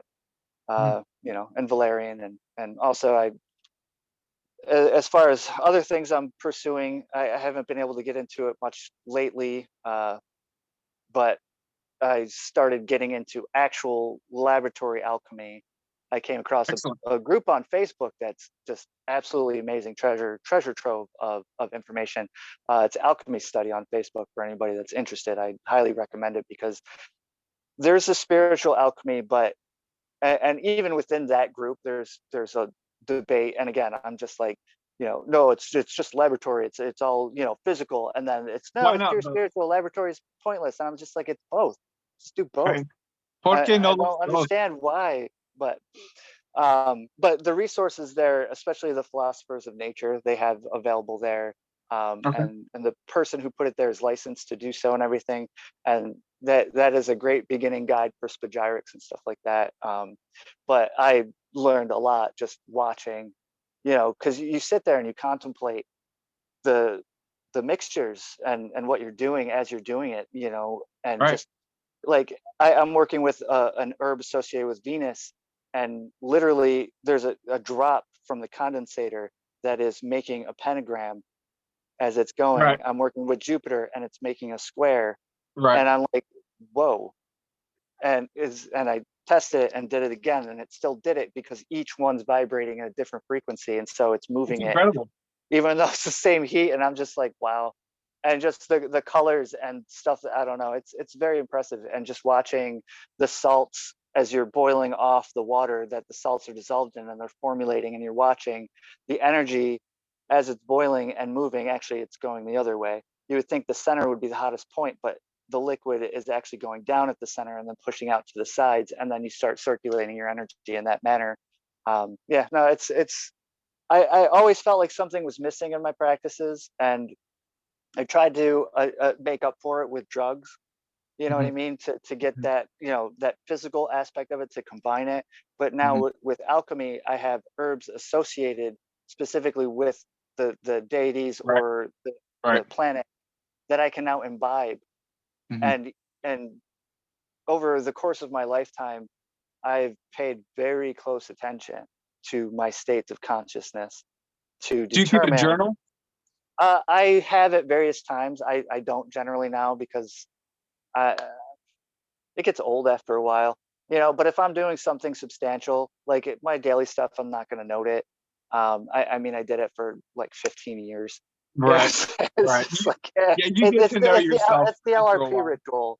Yeah, I yeah. mean, you know, it's like if I do it, I'm like, holy shit, and then I'll write it down. But up until that point, I mean, I know I work well when the weather's crazy. You know, when there's storms, when there's rain. You know, Same. but like, so if it's something substantial or it's a specific practice, something, you know, I will document it. But it's given me two things. One, the ability to tell the difference between my dream, what is in my dreams, whether it's me or something else. Right. Um, and I describe it as textures. Interesting. And I compare it to, and it's not the same as, and it's not always going to present this way, but it's very similar. The closest comparison I can draw is when you're watching a movie and it's live action, and then a CG character comes in. You know Yeah. it's CG. You can tell the difference. It doesn't Texture. fit Yeah. the texture. And so in your dreams, no matter what level, no matter how bad of a nightmare, no matter how much we think that we're waking up, we're always aware of our brain. We're aware that we are in ourselves, even if we're slightly discoincided. You know what I mean? We are within our own limits, and we always know those limits. Mm-hmm. And we always know that it's us. Deep down, we know that it's us. And there's a certain reaction when something comes in, because that's an intruder. So there's that one indicator, but it's very different than your nightmare fear. It's a different thing. It's like somebody walking into your house unannounced that you don't even know. You're like, who the hell are you? Like startled, and then the texture is off. It's just not the same texture. Mm-hmm. And realizing that, I found visitations are very rare, at least for me. I mean, I'm sure it happens to some people, but they do happen frequently enough, more than I can count on my hands. But it's not a nightly occurrence, and it changes how you interpret your dreams once you realize those two facets. And it was a high-ranking member of the OTO who was doing dream interpretations at a psychic bookshop, at an occult bookstore, that taught me a little bit of that. Like, credit where credit's due. It's not just something that I figured out on my own, but the textures I figured out, but the interpretation level and understanding that it's a mask of yourself, and especially when it comes to shadow work, is highly important, because that mask is the shadow. That mask is over the shadow, because that is a part of you that you don't want to recognize. That's a part of you that you don't want to associate with yourself. So you put a person or a thing over top of it that you relate to, that part of yourself that symbolizes that part of yourself. And then you can interact with it, because now it's not you, it's another person. And maybe you fucking hate that person. And now you know why you fucking hate that person, because you hate that person because they remind you of that part of yourself. And then we get into that whole projection and deflection and mirroring and all that. Mm-hmm. But you get to a certain point, and it's not always about mirroring. Like, there's reasons to hate people. It's not always your own stuff. Sometimes that person just needs to get away from you. That's real life, but you should always check yourself in regards to that. The other part of it is noticing when my state has been altered by other substances. Mm-hmm. And like ginseng tea, you get good ginseng tea. Like there's a powdered version. It's Asian in origin. Like I would find it in Asian grocery stores and stuff like that. It's powdered, it's high quality, and you put that in your tea, and boom, you're instantly ready to meditate. That stuff hits you well. You might not notice it, but if you're used to going into meditative states, you will feel the prep work that has done for you. Mm-hmm. You know what I'm saying? And so it's not always about getting entheogenic, getting hallucinogens, getting Right. weed. They have their purpose, don't get me wrong. Sure. I'm not anti-drug. I say I'm not pro-drug, because it's not for everybody. Mm-hmm. You don't need it. But everything is a drug. Everything is mind altering. Yeah, I agree with that. Yeah. Coffee alters your perception. It Yeah. alters who you are. Tea, caffeine, a good cup of tea, jasmine tea. Oh my God, so great for headaches. I'll It's tell you very what, man. soothing. It might even go deeper than that for me. I took a very large dose of mushrooms one time, and I ate a piece of chocolate, and I realized, whoa, chocolate is a drug. And then I took a drink of water, and then I realized, whoa, water is a drug. And then I took a deep breath, and I was like, whoa, breathing is a drug. I'm You like, gotta love hold Fight on Club now, for like, that. yeah, yeah. It was. I think I had eaten over a quarter, somewhere between a quarter and a half that time, and knocked myself out of my body at one point accidentally.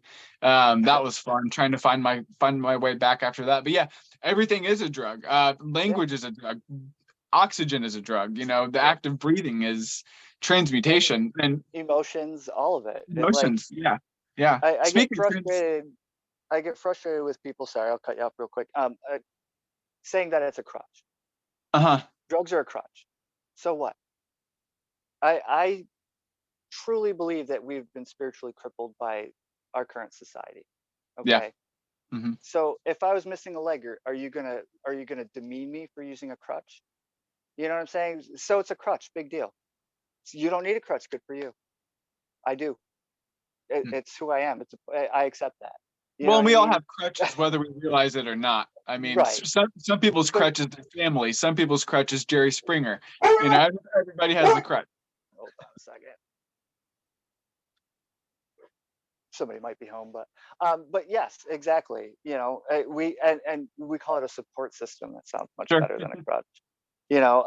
Forgive me if I seem a little bitter about it, but shaming somebody for needing something is not a sign of enlightenment. Yeah. You can stop with that.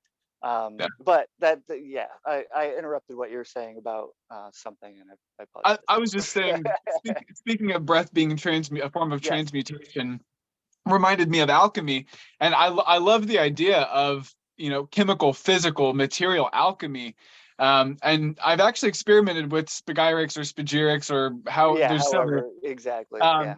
I've made a sandalwood spagyric before. Out of sandalwood, I burned sandalwood incense, and I was like, I could take these ashes. They're so fine and uniform that I could probably make a spagyric out of them, and actually had some success. I am not sure.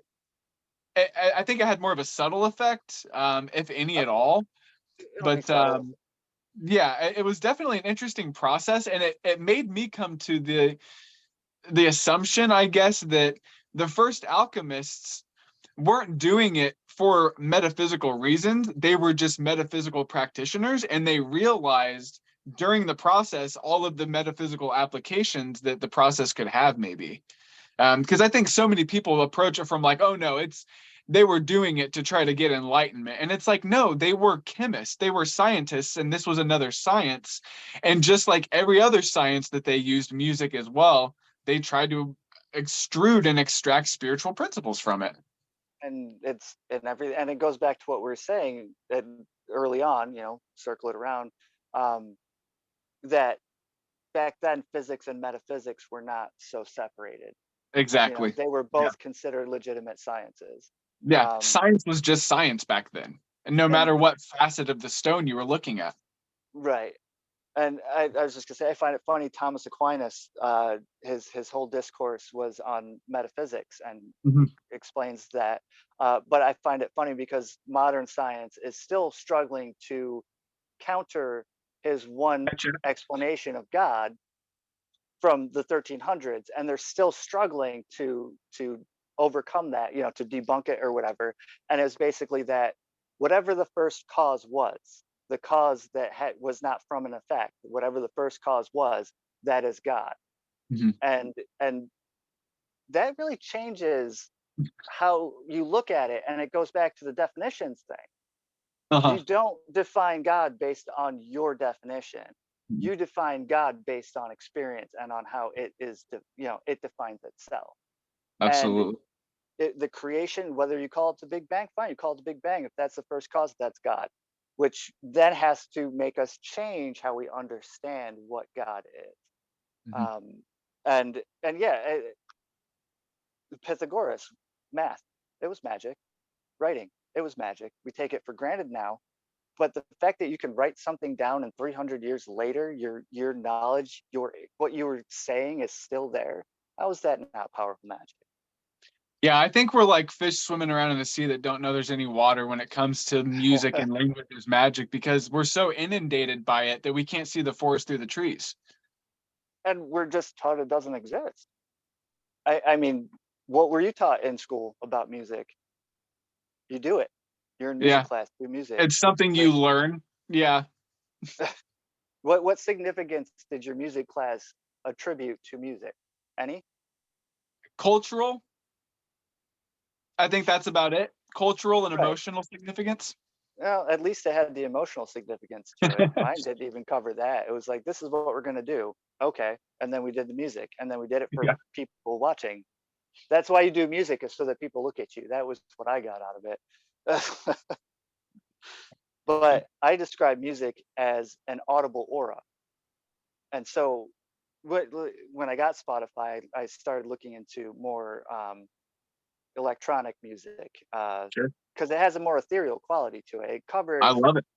It covers a set of aura that isn't capturable by conventional instruments. Um, Sure. so I started exploring music with no words, no lyrics, Love it. and You're gonna love my music. I remember a long time ago, a friend of mine was listening to Beethoven, and we were fucking high as shit, and I'm laying there listening to it, and as I'm listening to it, I just had this scene Right. of a wagon stuck in the Yep. mud, trying to get out. And I told him what I saw, and he's like, "Oh yeah, well that's what that song's about." He wrote it based on his wagon getting stuck in the mud. There's no words. It was just pure music conjuring in my Yeah. mind, Yeah. evoking in It's like this image of exactly his intention. he had That's great. imprinted into the akashic layer Yep. of the music his Yeah. experience. It's Mhm. just that blew me away that it was. And being empathic, I can put music to feelings. I could take a song and tell you this is what the environment felt like. Mhm. You know what I mean? This is it's an audible aura. It is an aura. Just like the tarot cards are a visual aura. Yeah. Oh, that's the Well other thing said. for beginners. Figure out how to do a divination that works for you. Find some form of divination. Oh my God, the number of people that I'm seeing that don't know to do a divination that are wondering, how can I avoid karmic backlash from this and blah, blah, blah. Do a divination. Why did nobody, is this just not in the new books coming out to do a divination before you do spell work so you don't kick yourself or shoot yourself in the foot? I don't know. I think it's just so number one, it takes a while before it works because you have to understand it. And two, it's so subjective that people don't call it real. But personally, I use runes and tarot, and I check them with each other so that I can refine the actual meaning if I And if I it need is to. good to have somebody else do it for you too, because the bias Yeah, is there. But sometimes. obviously, if you Yeah. feel that intense about it, then maybe you should stop and reconsider. Just give it a Yeah, second. that's the primary divination right there. Yeah. Absolutely. I said on the Reddit, I was like, divination says yes. I flipped a coin. I have a coin that's actually from Two Face. It's a Two Face coin from Batman, Mhm. Mhm. and so it's heads on both sides, but one of the sides is scratched out, and It's that scratched, yeah, is yeah. my that's my divination coin. It's a really cool piece of paraphernalia. But here I am taking this mundane thing and giving it a potent purpose. It now has a purpose, and I believe it understands that purpose because it is an entity, I believe. So elevating things, giving them purpose. I got a Absolutely. flute. I don't always play it, but when I do play it, it is to tune into things and then let it flow through me and through the music. You Mhm. know. Yeah, absolutely. It sort of shuts off the conscious, active, intellectual, dissective mind. And I love meditation for that reason, because if my ego, am not there, something else still is. And I think Right. that thing is my true self, my spirit. And the longer I stay outside of myself, the longer my spirit and my shadow can integrate into my being, into my DNA even. And even just letting it flow through. Oh, also read Wilhelm Reich, Function of the Orgasm. I highly Yeah. recommend that to anybody who Uh-huh. practices magic. I've heard Uh, of Wilhelm Reich, but I haven't actually read any of his material. he's phenomenal, a man of his times, but he basically scientifically discovered prana. Hmm. And Was he the one that talked about the orgone? yes, yes. Okay, and that was like that's a combination of orgasm and what is the second word that orgone comes from? I Hormone. don't recall. Hormone. It's orgasm and Hormone. hormone. Okay. Yeah. Yeah. So the orgones are Wilhelm Reich. I knew that name sounded Yeah. familiar. Don't Okay. confuse it with organite and that whole No. thing. Orgone, No, that's a different thing. that's a new age interpretation. I'm not going to say it doesn't have some effect, but I don't think it works as miraculously as everybody thinks that it does. Hmm. But Excellent. no, it's thick. I'll tell you what, it's been a long time since I've had to bust out a dictionary to read through something to truly get what he was saying in Hmm. certain spots. But some of it is just so succinct and so precise as to the energy and proper sexual functioning. Hmm. It's phenomenal, and it just kind of I won't be insulting. I'll just let it go. But it's a very good look at not only psychic and sexual health, but also at the dysfunction of the Victorian era that they were coming out of. It's another look at just how repressed Yeah, that look at Crowley. stage of human existence was. It was Yeah. awful. Yeah. Stories of people masturbating with knives because of the sexual repression. that's brutal. That's a whole new level. Yeah, I mean, it's crazy, but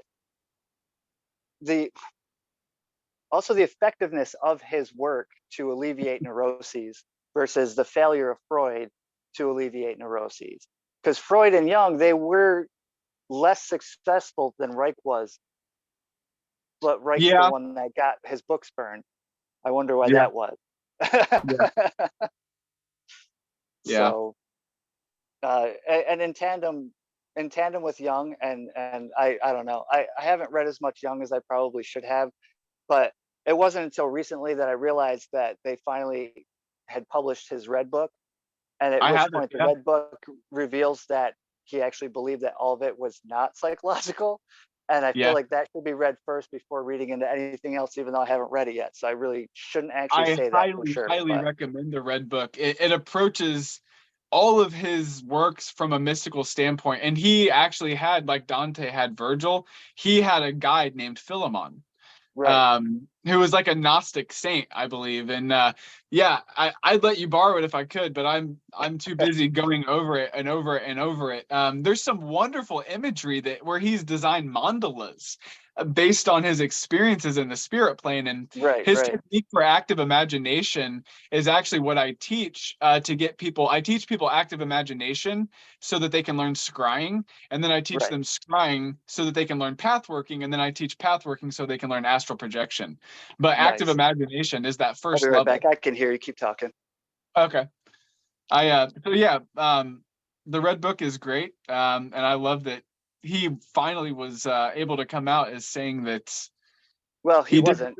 It didn't come well out until after he was dead. after he Many died. Yeah, years his afterward. family decided to publish it. Yeah. Well, I wonder if he had a stipulation, but yeah, they were afraid it would ruin his reputation, I think there which was a I time stipulation.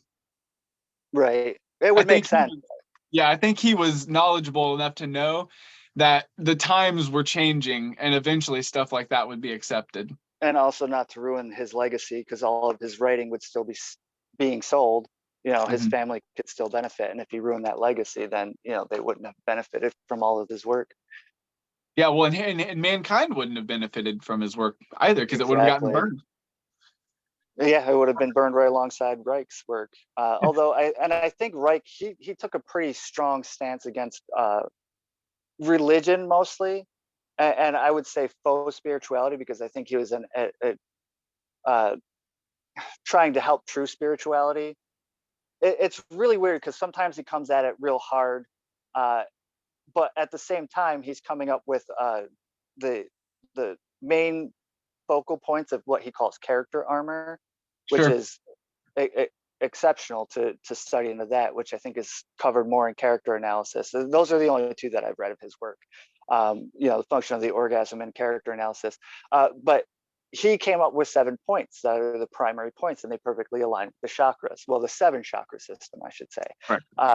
They're the exact same point. So he's paralleling it, but saying that this has nothing. This is not spiritual. I don't believe in spiritual practices or any of that. But was he saying that because he believed it, or was he saying that to distance from, to make that disconnect so that his work would be taken more seriously?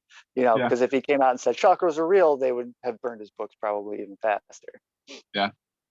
Yeah. He was But putting it in a time capsule of sorts, alliterative time capsule. so yeah, luckily it was only America that burned his books, and not the rest of the world, because he was published in like 18 countries. So Awesome. but Man. I like with the character armor, so we work psychologically, we're working with the shadow. You can actually address the shadow by addressing parts of your body. So like if you feel angry and you're unsure of that anger, pay attention to where that anger is coming from, and then I you can massage that point and work with that point. That's one thing that I teach, is that's part of my etheric transmutation course is and I actually have a video on the channel called How to Break Obsessions. And that's part of it, because if you can figure out where that energy is, you can dissipate it. And another technique that I teach is, if you imagine your energy as a color, and you can transmute that into a different color. And some people can't do that. So I literally have them imagine that they're sitting in that color and to step out of it and to leave it behind and watch it dissipate. And that's been really effective for people. But yeah, we have covered so much. I would love to keep going. But yeah, my vape just ran out of battery, so hey. So maybe we'll have you on again sometime in the future, and we'll have another discourse, because it seems like we have a lot in common. Then we also have enough maybe separately that it makes it interesting. Yeah. Awesome. Well, I was just gonna say thanks again for coming on, man. Yeah, not a problem. I appreciate the time. And so check out Nobody's Madness. Nobody's Madness is the I want it to be an interactive instructional. So if there's something that anybody wants to talk about, post question to Nobody's Madness on YouTube, and there's an email address that should be associated with it. I'm Nobody, and I call it madness because that madness it's an out for people, because by normal standards I'm insane. That's fine. You know what I mean? And some of the things I say go out there, and that's an out. You can just say I'm crazy and walk away at any point in time. But if there's something that you're interested in, somebody had asked me for an example of the vibratory formula. So I did the middle pillar using Enokian. So that's available on there to get an idea of how I do the vibrations, and to get a sense of the effect that it can have. And then I also started a subreddit, and it's science, new science, and the science is spelled P-S-I-E-N-C-E. And that's psi, and I've kind of taken, to get away from the connotations, taken a step further from what Crowley did, and I'm calling it psi because it's kind of more modern and it encompasses more, and it shakes hands with science a little bit better. And so the new science is subreddit, and again, it's meant to be connected to Nobody's Madness as an interactive learning and a place to share experiments, propose experiments, and then other people can do those experiments and report the results. Excellent. That's Nobody's Madness YouTube channel, and new_science is the Reddit, PSI science. So thanks again, Nobody. Like I said, it's a pleasure having you. Appreciate it. I wish we could keep talking, man, but I'm sure we both have lives that we have to get back to. So yeah. have a good rest of the week, brother. Thanks, you too. Take care. Take care. Bye.